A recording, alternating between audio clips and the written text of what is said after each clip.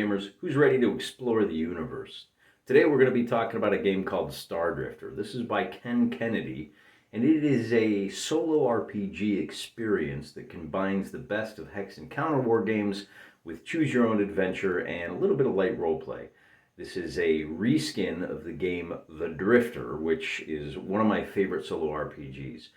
To lay my cards out on the table, the hard copy, which I have here, we'll put it behind that, was sent to me by Ken so that I could sell you on the game, because he knows how much I love the original one. Now, I did spend $10 on the PDF for reasons we'll get to shortly, but I'm a fan of his work. I'm a fan of The Drifter. I'm going to be a fan of this game, and I did get that review copy, so due diligence. Take my review with that under consideration. Although this isn't really so much a review as it is an introduction. My intentions are to show you the game, some of the pros and cons, teach you how to play a couple of turns of it, and then call it quits. That'll take us about 20, 30 minutes, and I think then we'll sit down in a future episode, we'll just play a straight up game. So the first thing to be aware of is that if you buy the print-on-demand copy, it's glossy cover, there's no art, which I love because I have this thing called an imagination. I can see the apple in full color. I can reach up and feel it as I pluck it from the tree. I can taste it as I bite into it. I don't need a whole lot of art. In fact, in many cases, in a game like this, I prefer there not to be any art because I can fill in the gaps for myself. I can skin this Star Drifter game however I want. Taking a look, there is one other little quirk we should talk about. This is not the complete game. If you get the print on demand, you're going to need to print up some of the PDFs. I believe, don't quote me on this. You can get this game at Wargames Vault. And I don't usually buy things from Wargames Vault because they've made it clear repeatedly they don't like me. I don't like to give money to people that hate me. But I like Ken, and I want to support Ken. So yeah, I spent $10 on the PDF. I also kind of had to do that because it was the only way to get this. What do they call it? They call it the event table, combat table, and then this is the character sheet and the ship roster and the star map that we are going to be exploring, at least starting to explore today. I'm happy to spend the $10, and I think when you buy the print on demand, you get the PDFs for free. So you can even read this at work when you're supposed to be writing reports and quick tab alt when the boss walks by. I don't know that you can play it because, as you'll see, there's quite a bit of stuff on the table. Taking a look at this is one of the things I look at, and I love this out of these small independent games. Ken Kennedy, the editors are Melissa Mullenkamp-Vahalik. I'm probably not saying that right. The map is by Melissa Mullenkamp-Vahalik. Oh, it's playtesters Melissa April Kennedy. So that's either a wife or a daughter. We don't know. And then we do have the link to the available for download. Then his social. Oh, he's on social. He's on the artist formerly known as Twitter. I should go follow KJ Cage. And I'll try to remember to put these links in the description for you.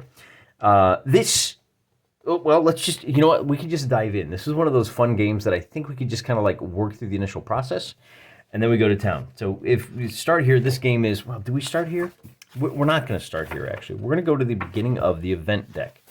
If you purchase, well, hey, howdy, hey, cowboy, I stand corrected. The event deck is right here. This is the event portion of the book, and as you can see, it's thick, baby. THICC. What do we got? So this is over 250 pages. No wonder he couldn't cram the character sheet in. These are the rules. That's about it. It's like 8 pages. Easy, breezy, fun to play. And what we're going to do is every day, we're going to pick an option for what we want to try to do, and then we're going to roll for an event. You roll for at least one event every day, and there may be more based on the results of that event. Allow me to read to you this opening chapter. The adventure begins. You are a talented pilot. Aw, thanks, man. With a nebulous past. I'll bet I am. I bet I've been flying around nebulas. Your time spent away from your homeworld has been mostly taken up with performing dishonorable jobs for untrustworthy characters. Ooh, your most recent run-in with the authorities has caused you to question your life's current trajectory and has you feeling that maybe it is time for a course correction. Equipped with your ray gun, multi-purpose utility pad, and modest starship, you are ready to travel the cosmos in your quest for glory. The galaxy is vast, densely populated, full of odd planets, dangerous creatures, and intergalactic anomalies. There are humans and aliens that live throughout in peace and also at war. You simply want to make your mark among the stars. Now we go to the rules section and we got to build our dude. We got to build our bro. And you know, it didn't say one thing. This game is a new experience. You are about to become a character in a story that changes each game. You are a traveler.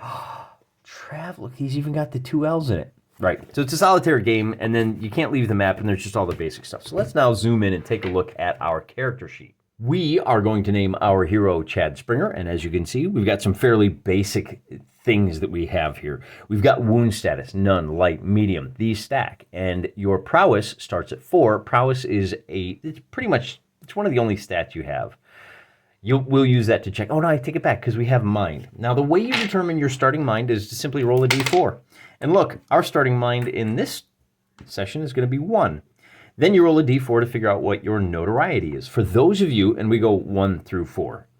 There is a chart, but that's how we do it. So 2, we are not very notorietous. These stars are equivalent to, if you've played Drifter, the suits of the deck. But, you know, we're using stars because we're gallivanting about the stars, right? The last thing we need to do, so that's it. We have destiny points. We start with 2 of those. You can use those for a reroll or spend them to upgrade weapons and your ship. Lucre is, of course, money, and star points is what you get to win. You get to 10 star points, you've won the campaign. As soon as you get that 10th one. Ken gives us the option of continuing and playing a full campaign. See if you can get to 100 points. That would be awesome. Now, for Lucre, we're going to take a look at the kind of the rule sheet here. And this will come up repeatedly. As you see, our notoriety is the 4-pointed star. So we are going to roll a d10, and we're going to compare it to this chart here. And with a result of a 0, we already have to go to one of the events, event 105. So we turn to this book once again, and note it's not the page that you're looking at. It's this right here, E087. Of course, we're looking for 105, which is commodity. So we roll another d10. And this is how Ken packs information and options and branching paths into the game that far exceed anything you could get from a choose your own adventure game. So we roll, and again, we get a 10, which means we go to event 025.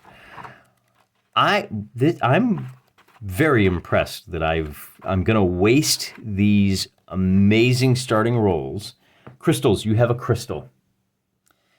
Record crystal under auxiliary and event 025 for reference. These are versatile, mysterious alien substance. So we start off with this alien substance that, as an action, you can use the crystal to gain destiny points. The crystal has a one-time use. It begins to glow. Remove the crystal. Well, wait a minute. R as an action. So that'll be our day 1. The crystal begins to glow. Remove the crystal from your auxiliary. So this is where we have a bunch of little blanks. You can have 5 auxiliaries. You can have 3 weapons. So we write down magic crystal, and then we're going to see if we take the crystal meth. But before we get to that, we'll write that down, and we'll do that because this could be fun. We'll write down E205. Is that right? E025, excuse me. And then, so this is what the event is for. And the nice thing about this game is because they're PDFs, you can print up more copies of these, as many as you need. So we are going to imbibe the magic crystal later. But before we get to that, that'll be the first action we have. Oh, my goodness. So we don't have E105. Let me double check that. I think we don't have any lucre. That's a little odd. I feel like I should have at least 1 lucre. But hey, maybe I'm flat broke. Maybe that's the problem I'm facing here. Commodity? Yeah, we have a commodity, and that's it. Okay. I'm sorry, your lucre starts at... Did I get that right? No, that's it. Okay, fine. Fine, so now let's take a look at our starship. Our starship roster looks a lot like our personal roster. We have cannons, which are fairly weak. They have the 3-pointed star. And then we have the damage track, 5 different levels. Our thrusters will allow us to move 1 hex. See how he's got the hexes there? That's convenient. And then sectors of interest, which are located, of course, on our sector map. Notice that we've got our numbers starting in the upper left-hand corner, 0, 0, so we can identify exactly where locations are. And I don't know, but I think by and large, except for these big planets, which are colonized planets, I think like where exactly in this hex, which planet is which doesn't really matter. But we'll find that out through play. There are, of course, rules for fighting and whatnot, but we're not going to worry about those right now. Instead, what we're going to do is take a look at what you do in this game. And as I said before, you have a set list of actions. Let's see what they are. You can fly to a new hex. You move your ship. Now, remember, we have thrusters of 1, so we can only move 1 hex at a time. Oh, I did forget, we have 10 plus a D10 fuel. So we have 15 fuel, and that's what this counter is for. So we'll move our fuel counter to 15. You can heal, upgrade your weapon. That costs a destiny point, so we're going to skip that. Repair hull, upgrade thrusters, cannons. And in certain hexes, in a sector of interest, you can go to rule 103, 102, or you go to spaceport, rule 103. Now, the reason I didn't immediately roll for what my crystal did is that first I need to figure out where you start, and that's what this chart is for right here. We roll, and we get a result of a 7, which means we start in hex 0806. And this may be a bit of a mistake. The game does come with a sheet of counters, but I didn't print it because I'm not a huge fan of them. I've got these red boys that do everything I need. But it does have like ship counters and character counters, and the ships look like readily identifiable intellectual property that you're probably familiar with. Here is our starting hex. So let's take a look at what our options are for the actions today. Now, we're not in a spaceport and we're not at a point of interest. So we are limited to fly, heal, upgrade weapon, repair hull, upgrade thrusters, or upgrade cannons. These upgrades cost a destiny point. I want to keep a destiny point for just in case I need a reroll. What I can do is take my action. And remember, every day you take one action and then you roll on the event chart. So the first thing we do is our crystal tells us to roll a d10. We get a result of a 5, and that's +1 destiny point. Your ship loses d4 fuel cells. We were at 15. We are now at 11 fuel cells. But I do have that extra destiny point, so I'll take that. I apparently need a little bit more room here. We were at 15. Our fuel cells go to 11. And now we have 3 destiny. You can only have 4 destiny points at the most. And then you have to check for your events. And this is the meat of the game. This is the bread and butter of what's going on. Your notoriety determines how wanted by the law you are, basically. As you can see, I have a notoriety of 4. So I have a moderate amount of notoriety. And when I roll my D100, I'm going to check it against this 4-pointed star column. On a result of a 41, we get event 004. That will conclude the day. And again, I don't know what any of these are. So let's take a look. Distress call. Your ship's scanners have picked up a distress signal. But there's not just one possibility here. There's 10. So we roll, and we get another 0. Hot dice today. Your ship regains, let's see, fuel regeneration. Your ship regains D4 fuel cells. Okay, so we were at 11, and now we get 1. Fuel cells are very unstable. They kind of come and go like that. And then you zero in on the signal, and you go to E011.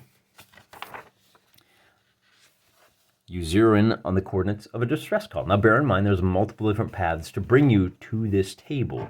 We roll a d10 to find out what happens next. And with the result of a 4, the signal is coming from a ship. Roll a d6 for the direction of the ship. It is in the south, and then d6 plus 2. So 4 hexes to the south, there is a ship in distress, and we now have our first sector of interest at Rule 102. So we write down the location, the name, and the event. Should we ever pass to the south, and I even wrote down here, distress, just to remind myself, then we will turn to that event 032 to find out what happens. Now that's 6 fuel away, and the first thing I want to do is make it to the starport. So for tomorrow, I'm going to move to here. I only have 1 thrust, so I'm done, and I roll on the event table. And with a result of 100, hot dice today, baby, we are going to be checking on event, +1 destiny point. That takes us to 4. I'm going to regret doing a shorter one here, but more importantly, we have to check event 047. And for that, long-range scans pick up a vessel in the next sector. You can approach them or circumvent them. If you approach, go to event 095. If you avoid, continue on your present course, roll a d6. Why don't we go ahead and approach the vessel, E095. We're here to have an adventure, right? And really what I want to do is get to the point where I need to make a skill check. A vessel appears on screen, and this time we have 6 potential vessels that we might encounter. And with a result of a 3, we're still only moving once, there is something, vessel, 3, sorry. If your notoriety star is currently huge, you go to 1 event, but since it is not, instead we will go to event 008, which takes us to, this is a big one. Ship encounter. Your system's proximity warnings begin to blink. Roll a d10. And we get a 7. I don't know if you can see that or not. I'll bring it down. With the result of a 7, Corsairs are attacking a starship. Should we help the starship or leave? Chad Solo is a total boss. He's absolutely... I forgot to burn 1 fuel. So we'll do that right now. We were at 12. We burned 1 to get to this hex. And we are going to attack the Corsairs. And specifically, I want to do that so I can show you how ship-to-ship combat works. Go to event E159. And again, there's a lot of different ways to get to this event. Half the fun is figuring out the story that ties all of this together.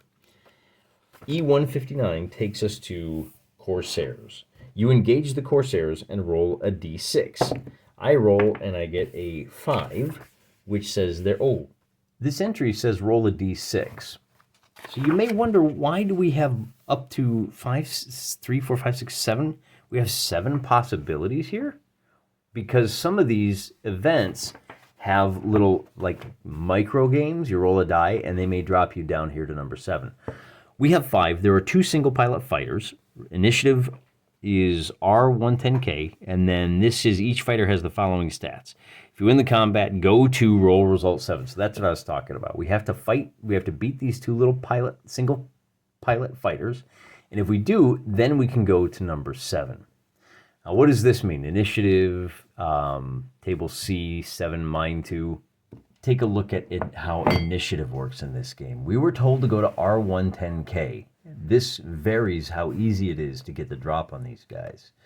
We attempt a mobility skill test. Remember, our mobility at this point is still just as cannons. We are unharmed, so our mobility is at 3. And that means we're going to roll on table C. We're going to use our mind skill, which is 2 minus 2, so it's just a straight roll on table C, which is located right here. And again, we're going to be using our mobility in this case, so it's easy. I need a 4 or better. I failed. So now I'm going to burn 1 of my destiny points. I get an 8. I succeed. My ship now has the drop. So we go to combat, and combat works much the same way. For ship combat, we're going to be using our ship control sheet, and we will use our ship's cannons. Our cannons have the little 3-star. I have a prowess of 4 currently. That's where you start. And these guys have a prowess of 2, which means my D10 roll will be at a total of, you compare the prowesses, +4 minus 2 for his prowess means I'm at a total of +2. I will be rolling on on this chart here, and I get a 9, adding to his 11. So I'm sorry. I'm rolling on this chart up here. This is the combat table with a result of 11, and that's, as you can see, as your weapon gets better, you're less likely to miss, and you're more likely to do more damage. Light damage for a result of a 6, but I'm at 11. Double D means attacker immediately gets another attack. Weapon degrade. Wait. Okay. I'm swift, but what does that mean as far as... Oh, DD means debilitating damage. And I get the second shot. So again, I'm at +2. This time it's a 5.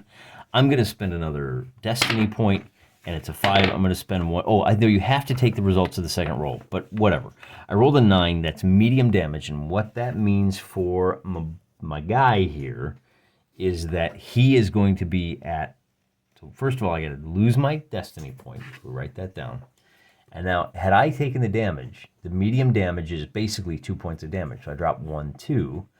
And now my mobility goes down. I'm going to be rolling on the harder to succeed chart. See right here, the difficulty for the skill table. Instead of on a 4, I would fail, right? Not only that, but I have to roll a d4. And on a result of a 4, my pilot will take a damage. And look at that, I got a 1, so he's okay. But there's a chance that my pilot would go from being unharmed to being lightly damaged. That didn't happen. And the next order of business on debilitating damage, I guess, do we roll? D, what is D is destroyed. Okay, so he's debilitated. I need to roll for the other pilot. And on a 2, he takes light damage. Now these two guys get to shoot back. Their prowess is changed because they just have light damage. But this first guy that I did debilitating damage, he's going to be at a -5 on his check. So he gets a result of a 3, and we were told he has a 4-pointed star. So the result of a 3 means he missed. His friend is at a total of -2, and he gets an 8, which means he will be doing, and I'm going to burn another destiny point to give myself, oh, he's actually going to do -2. He is going to be doing 7 light damage to my ship, which is not good, but I can repair it. Now it's my turn to shoot back at him, and I'll shoot at the guy that's unhurt. I get a result of a 12, and he is now debilitated, and I get another attack. So I'll shoot him again, and with a result of a 5, it's a miss. So they get to shoot back at me now, but they're both at -5 on the roll. The first guy, with a result of a 5, will do light damage, and the second guy, with a result of a 2, will miss. Now that light damage bumps my ship. Okay, I was at light damage. My ship gets bumped to medium damage, and I have to roll to see if I'm harmed. And I roll the 4, so I'm now at my character, Chad Solo, is at medium damage. I'm at -1 on my prowess. I'm only at 3. So as I shoot at these guys, that -5 that we had, or the +5 becomes a +4. I roll a 9, and one of them is down. The other one shoots back, and with a result in the negatives, it's a miss, and the attacker takes light damage, which means he is also destroyed. So that's a simple little combat for you guys.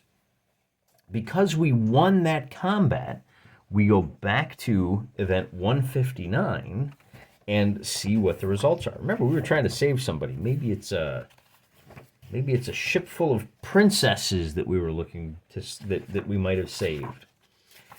We go to result number 7, and again, we have a host of different possible reactions. So because we won, we go to this entry. We hail the starship. Rolling a d10, we get a 6. The captain is grateful and rewards you what they can. Lucre, table D, with the big star. So we go back to our 1 page, and move this aside so it's not too loud.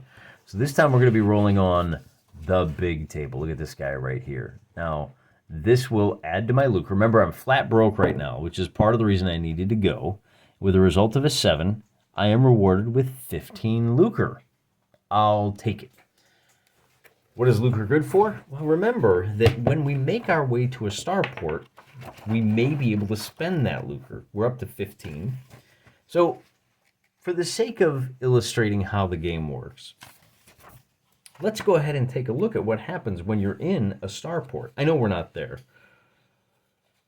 Rule 103 says this action is available when in a hex with a colonized planet. Roll a d10. You're at a spaceport. Roll a d10. And I think, so we don't have to spend anything just yet, but we roll this and we get choose one. Okay, so depending on which spaceport we're at, we have different options. Do we want to go to the cantina?